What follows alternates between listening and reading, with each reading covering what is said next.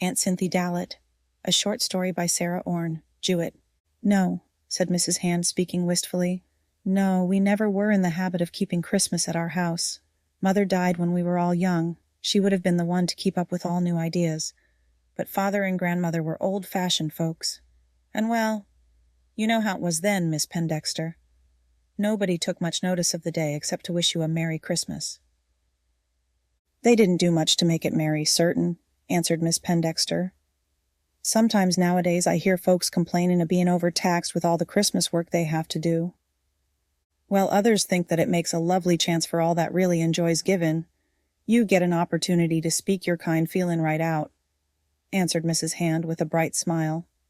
But there, I shall always keep New Year's Day, too. It won't do no hurt to have an extra day kept and made pleasant. And there's many of the real old folks have got pretty things to remember about New Year's Day. Aunt Cynthy Dallett's just one of 'em, said Miss Pendexter. She's always very reproachful if I don't get up to see her. Last year I missed it, on account of a light fall of snow that seemed to make the walking too bad, and she sent a neighbor's boy way down from the mountain to see if I was sick. Her lameness confines her to the house altogether now, and I have her on my mind a good deal. How anybody does get thinking of those that lives alone as they get older. I waked up only last night with a start, thinking if Aunt Cynthy's house should get a fire or anything, what she would do, way up there all alone. I was half dreaming, I suppose, but I couldn't seem to settle down until I got up and went upstairs to the north garret window to see if I could see any light. But the mountains was all dark and safe, same's usual. I remember noticing last time I was there that her chimney needed pointin', and I spoke to her about it. The bricks looked poor in some places. "Can you see the house from your north gable window?" asked Mrs. Hand a little absently. "Yes'm. It's a great comfort that I can," answered her companion. "I have often wished we were near enough to have her make me some sort of signal in case she needed help.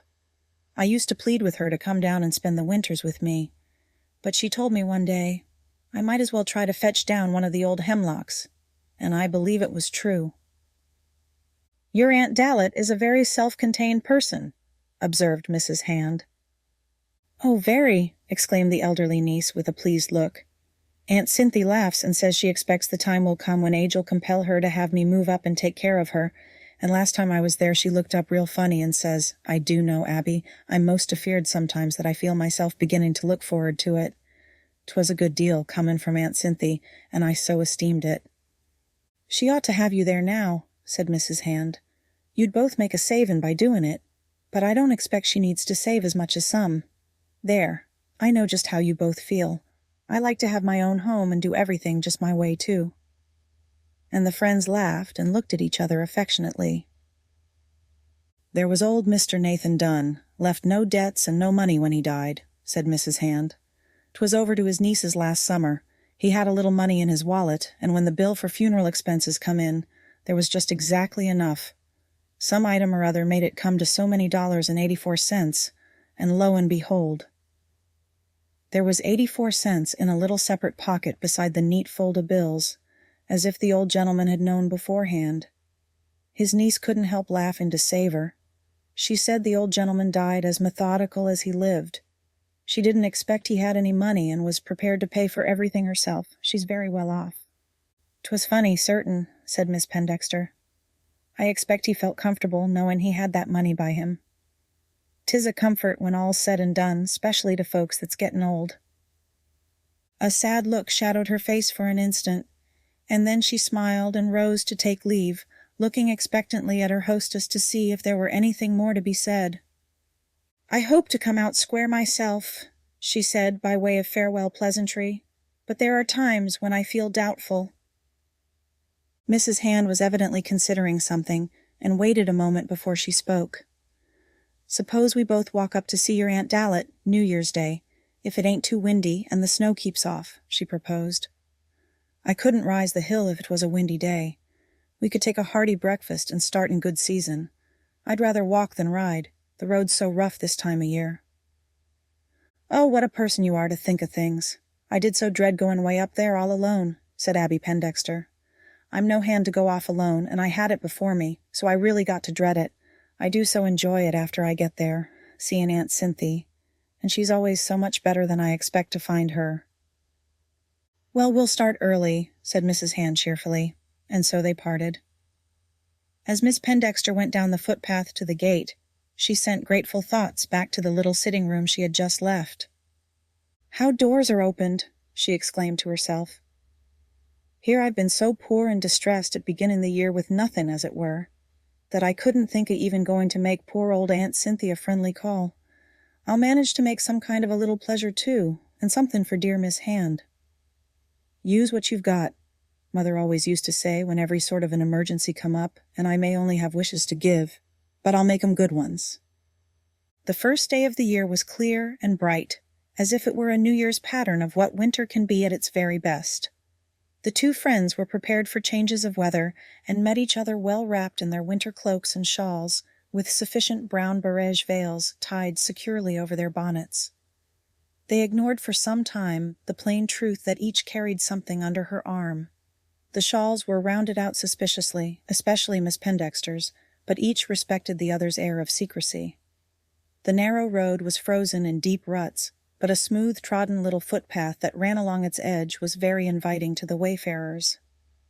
Mrs. Hand walked first, and Miss Pendexter followed, and they were talking busily nearly all the way, so that they had to stop for breath now and then at the tops of the little hills.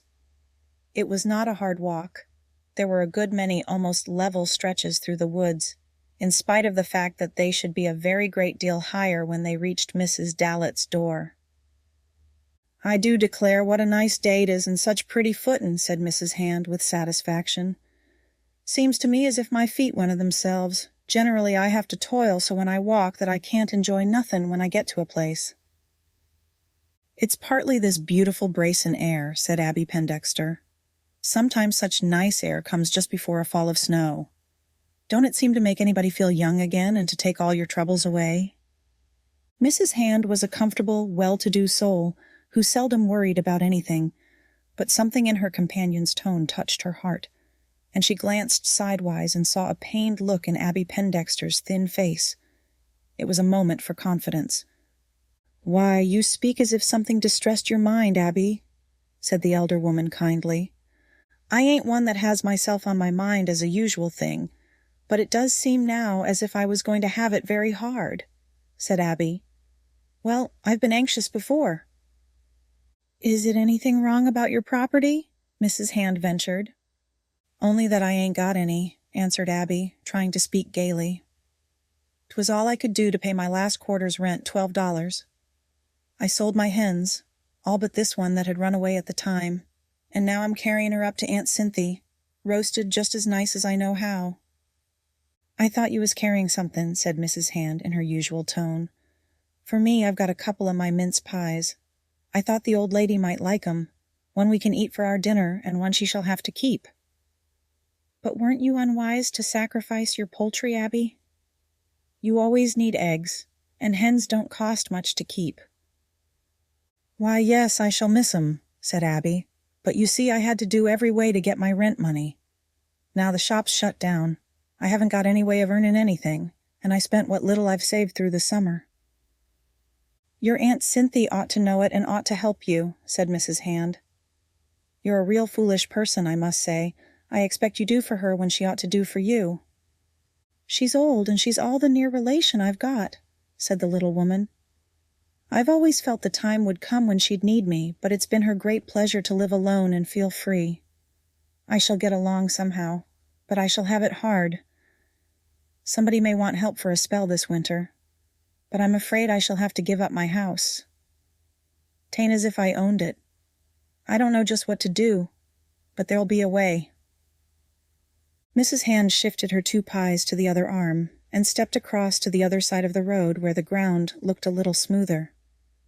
"No, I wouldn't worry if I was you, Abby," she said. "There, I suppose if 'twas me I should worry a good deal more. I expect I should lay awake nights." But Abby answered nothing, and they came to a steep place in the road and found another subject for conversation at the top. "Your aunt don't know we're coming?" asked the chief guest of the occasion. "Oh, no, I never send her word," said Miss Pendexter. "She'd be so desirous to get everything ready, just as she used to." She never seemed to make any trouble having company. She always appeared so easy and pleasant, and let you sit with her while she made her preparations," said Mrs. Hand, with great approval. "Some has such a dreadful way of making you feel inopportune, and you can't always send word you're comin'. I did have a visit once that's always been a lesson to me. 'Twas years ago. I don't know as I ever told you." "I don't believe you ever did," responded the listener to this somewhat indefinite prelude. "Well, 'twas one hot summer afternoon. I set forth and took a great long walk-way over to Miss Eben Fulham's, on the crossroad between the Cranberry Mash and Staples's Corner. The doctor was driving that way, and he give me a lift that shortened it some at the last. But I never should have started if I'd known it was so far. I'd been promising all summer to go, and every time I saw Miss Fulham Sundays, she'd say something about it. We wa'n't very well acquainted, but always friendly. She moved here from Bedford Hill." "Oh, yes, I used to know her," said Abby with interest. "Well, now, she did give me a beautiful welcome when I got there," continued Mrs. Hand. "'Twas about 4 o'clock in the afternoon, and I told her I'd come to accept her invitation if 'twas convenient, and the doctor had been called several miles beyond and expected to be detained, but he was going to pick me up as he returned about 7. 'Twas very kind of him. She took me right in, and she did appear so pleased, and I must go right into the best room where it was cool. And then she said she'd have tea early, and I should have to excuse her a short time. I asked her not to make any difference, and if I couldn't assist her. But she said no, I must just take her as I found her, and she give me a large fan, and off she went. There, I was glad to be still and rest where it was cool, and I sat there in the rocking chair and enjoyed it for a while, and I heard her clacking at the oven door out beyond and getting out some dishes. She was a brisk actin' little woman, and I thought I'd caution her when she come back not to make up a great fire, only for a cup of tea perhaps. I started to go right out in the kitchen, and then something told me I'd better not. We never'd been so free together as that. I didn't know how she'd take it, and there I set and set. 'Twas sort of a greenish light in the best room, and it begun to feel a little damp to me. The shrubs outside grew close up to the windows. Oh, it did seem dreadful long. I could hear her busy with the dishes and beating eggs and stirring, and I knew she was putting herself out to get up a great supper, and I kind of fidgeted about a little and even stepped to the door, but I thought she'd expect me to remain where I was. I saw everything in that room 40 times over, and I did divert myself killing off a brood of moths that was in a worsted work mat on the table. It all fell to pieces. I never saw such a sight of moths to once. But occupation failed after that, and I begun to feel sort of tired and numb. There was one of them late crickets got into the room and begun to chirp, and it sounded kind of fallish. I couldn't help saying to myself that Miss Fulham had forgot all about my being there. I thought of all the beauties of hospitality that ever I see. "Didn't she ever come back at all? Not whilst things was in the oven, nor nothin'?" inquired Miss Pendexter with awe. "I never see her again till she come beaming to the parlor door and invited me to walk out to tea," said Mrs. Hand. "'Twas most 6:15 by the clock. I thought it was 7. I'd thought of everything, and I'd counted, and I'd trotted my foot, and I'd looked more'n 20 times to see if there was any more moth millers." "I suppose you did have a very nice tea?" suggested Abby with interest. "Oh, a beautiful tea. She couldn't have done more if I'd been the queen," said Mrs. Hand. "I don't know how she could ever have done it all in the time, I'm sure. The table was loaded down. There was cup custards and custard pie and cream pie and 2 kinds of hot biscuits and black tea as well as green, an elegant cake, one kind she'd just made new and called it quick cake. I've often made it since, and she'd opened her best preserves 2 kinds. We sat down together, and I'm sure I appreciated what she'd done, but I want no time for real conversation whilst we was to the table, and before we got quite through the doctor come hurrying along, and I had to leave. He asked us if we'd had a good talk as we come out, and I couldn't help laughing to myself, but she said quite hearty that she'd had a nice visit from me. She appeared well satisfied, Miss Fulham did, but for me I was disappointed, and early that fall she died." Abby Pendexter was laughing like a girl. The speaker's tone had grown more and more complaining. "I do call that a funny experience," she said. "Better a dinner o' herbs." I guess that text must have risen to your mind in connection. You must tell that to Aunt Cynthy, if conversation seems to fail."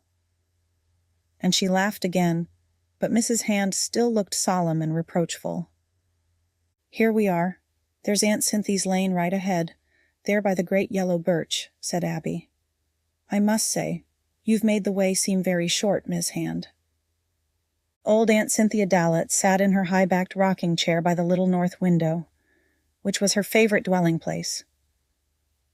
"New Year's Day again," she said aloud. "New Year's Day again."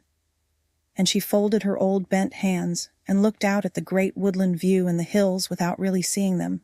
She was lost in so deep a reverie. "I'm getting to be very old," she added after a little while. It was perfectly still in the small gray house. Outside in the apple trees, there were some blue jays flitting about and calling noisily, like schoolboys fighting at their games. The kitchen was full of pale winter sunshine. It was more like late October than the 1st of January, and the plain little room seemed to smile back into the sun's face. The outer door was standing open into the green dooryard, and a fat small dog lay asleep on the step. A capacious cupboard stood behind Mrs. Dallett's chair and kept the wind away from her corner. Its doors and drawers were painted a clean lead color, and there were places round the knobs and buttons where the touch of hands had worn deep into the wood. Every braided rug was straight on the floor.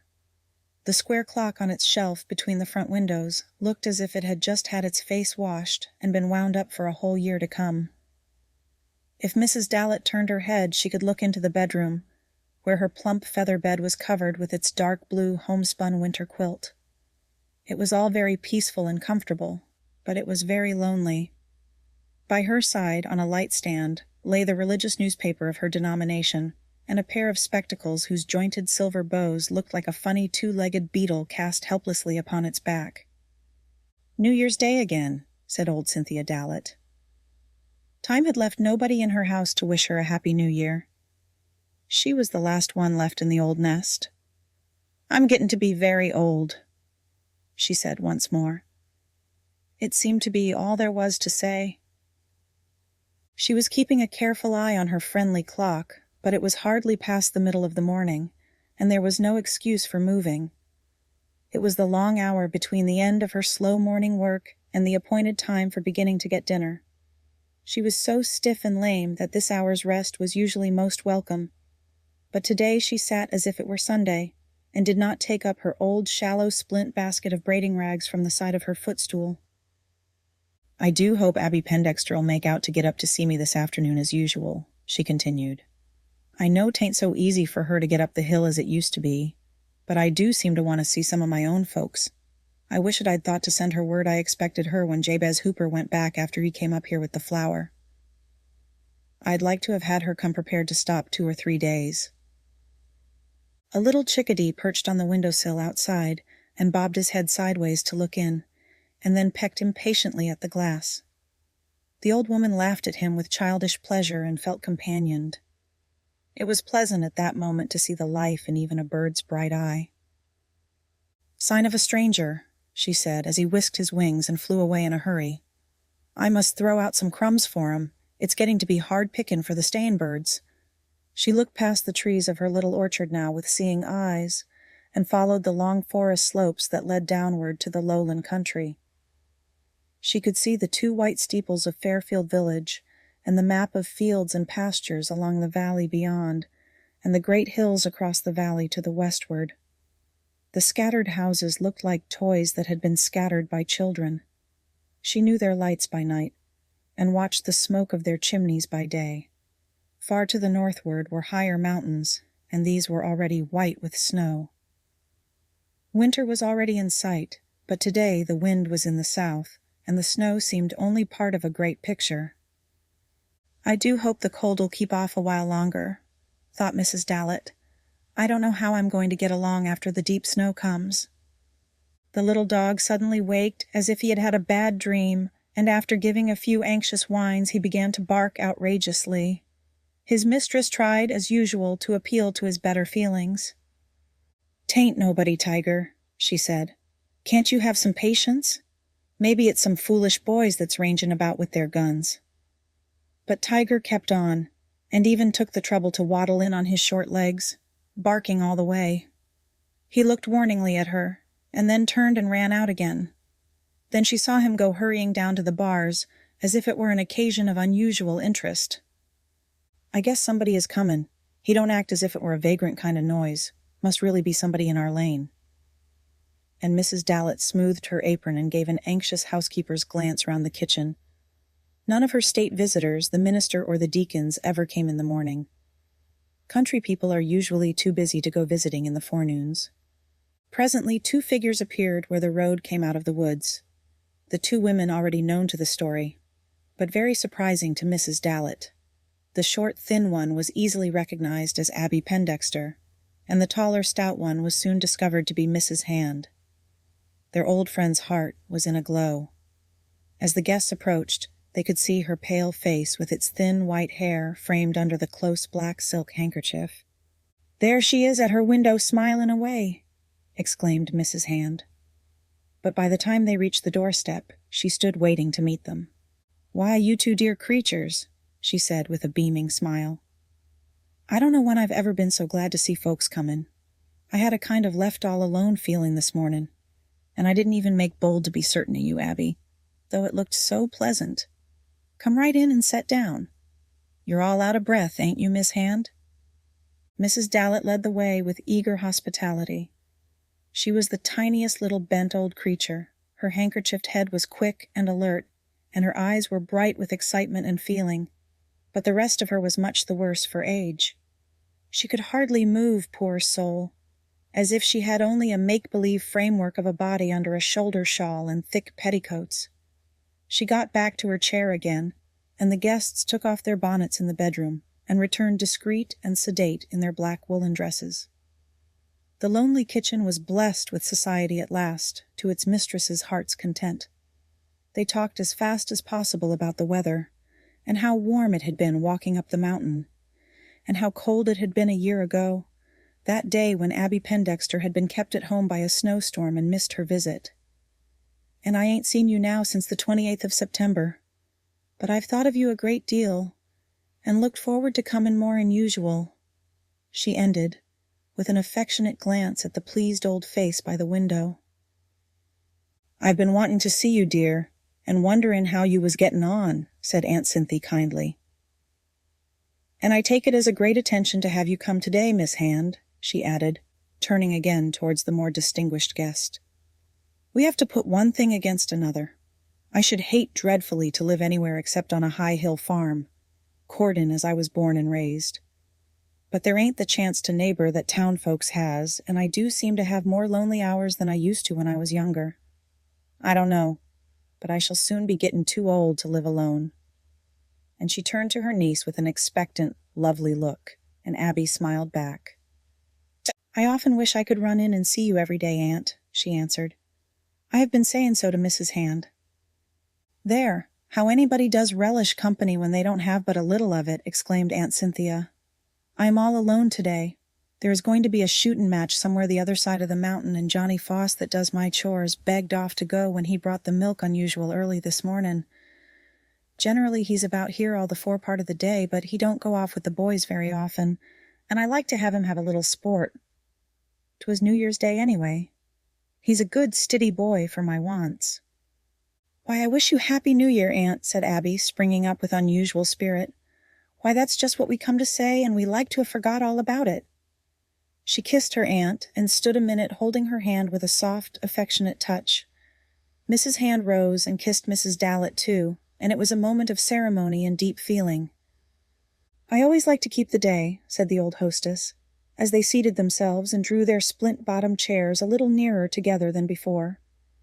"You see, I was brought up to it, and Father made a good deal of it. He said he liked to make it pleasant and give the year a fair start. I can see him now, how he used to be standing there by the fireplace when we came out of the 2 bedrooms early in the morning, and he always made out, poor as he was, to give us some little present, and he'd heap him up on the corner of the mantelpiece, and we'd stand in front of him in a row, and Mother be bustling about getting breakfast. One year he give me a beautiful copy of the Life of General Lafayette in a green cover. I've got it now, but we child'n about read it to pieces. And one year a nice piece of blue ribbon, and Abby, that was your mother Abby, had a pink one. Father was real kind to his child'n. I thought of them early days when I first waked up this morning, and I couldn't help looking up then to the corner of the shelf just as I used to look. There's nothing so beautiful as to have a bright childhood to look back to, said Mrs. Hand. Sometimes I think child'n has too hard a time now. All the responsibility is put on to 'em, since they take the lead of what to do and what they want, and get to be so toppin' and knowin'. 'Twas happier in the old days, when the fathers and mothers done the rulin'. They say things have changed, said Aunt Cynthy, but staying right here I don't know much of any world but my own world. Abby Pendexter did not join in this conversation, but sat in her straight-backed chair with folded hands and the air of a good child. The little old dog had followed her in, and now lay sound asleep again at her feet. The front breadth of her black dress looked rusty and old in the sunshine that slanted across it, and the aunt's sharp eyes saw this and saw the careful darns. Abby was as neat as wax, but she looked as if the frost had struck her. I declare she's gettin' along in years, thought Aunt Cynthia compassionately. She oughtn't to live all alone. She's one that needs company. At this moment, Abby looked up with new interest. Now, Aunt, she said in her pleasant voice, I don't want you to forget to tell me if there ain't some sewin' or mendin' I can do whilst I'm here. I know your hands trouble you some, and I may's well tell you we're bent on stayin' all day and making a good visit, Miss Hand and me. Thank ye kindly, said the old woman. I do want a little sewin' done before long, but 'tain't no use to spile a good holiday. Her face took a resolved expression. I'm going to make other arrangements, she said. No, you needn't come up here to pass New Year's Day and be put right down to sewin'. I make out to do what mendin' I need and to sew on my hooks and eyes.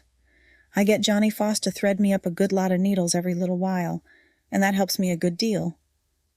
Abby, why can't you step into the best room and bring out the rocking chair? I seem to want Miss Hand to have it. I opened the window to let the sun in a while, said the niece as she returned. It felt cool in there and shut up. I thought of doing it not long before you come, said Mrs. Dallett, looking gratified. Once the taking of such a liberty would have been very provoking to her. Why, it does seem good to have somebody think of things and take right hold like that. I'm sure you would if you were down at my house, said Abby, blushing. Aunt Cynthy, I don't suppose you could feel as if it would be best to come down and pass the winter with me, just during the cold weather, I mean. You'd see more folks to amuse you, and I do think of you so anxious these long winter nights. There was a sudden silence, and Miss Pendexter felt her heart begin to beat very fast. She did not dare to look at her aunt at first. Presently Aunt Cynthia turned towards them a little paler than before, but smiling sadly. Well, dear, I'll do just as you say, she answered. I'm beat by age at last, but I've had my own way for many years, and last winter I did used to lay awake and worry in the long storms. I'm kind of humble now about living alone to what I was once. Then a new light shone in her face. I don't expect you be willing to come up here and stay till spring. Not if I had Foss's folks stop for you to ride to meetin' every pleasant Sunday, and take you down to the Corners plenty of other times besides, she said beseechingly. No, Abby, I'm too old to move now. I should be homesick down to the village. If you'll come and stay with me, all I have shall be yours. Miss Hand hears me say it. Oh, don't you think of that. You're all I've got near to me in the world, and I'll come and welcome, said Abby, though the thought of her own little home gave a hard tug at her heart. Yes, Aunt Cynthy, I'll come, and we'll be real comfortable together. I've been lonesome sometimes. 'Twill be best for both, said Mrs. Hand judicially. And so the great question was settled, and suddenly, without too much excitement, it became a thing of the past. We must be thinking of dinner, said Aunt Cynthia gaily. I wish I was better prepared, but there's nice eggs and pork and potatoes, and you girls can take hold and help. At this moment the roast chicken and the best mince pies were brought out, and before another hour had gone they were sitting at their New Year feast, which Mrs. Dallett decided to be quite proper for the Queen. Before the guests departed, when the sun was getting low, Aunt Cynthia called her niece to her side and took hold of her hand. "Don't you make it too long now, Abby," said she. "I shall be wantin' ye every day till you come, but you mustn't forget what a set old thing I be." Abby had the kindest of hearts, and was always longing for somebody to love and care for. Her aunt's very age and helplessness seemed to beg for pity. "This is Saturday. You may expect me the early part of the week, and thank you too, Aunt," said Abby. Mrs. Hand stood by with deep sympathy. "It's the proper thing," she announced calmly. "You'd both of you be a sight happier, and truth is, Abby's wild and reckless, and needs somebody to stand right over her, Miss Dallett. I guess she'll try and behave, but there's no knowin'." And they all laughed. Then the New Year guests said farewell and started off down the mountain road. They looked back more than once to see Aunt Cynthia's face at the window as she watched them out of sight. Miss Abby Pendexter was full of excitement. She looked as happy as a child. "I feel as if we'd gained the Battle of Waterloo," said Mrs. Hand. "I've really had a most beautiful time. You and your aunt mustn't forget to invite me up some time again to spend another day.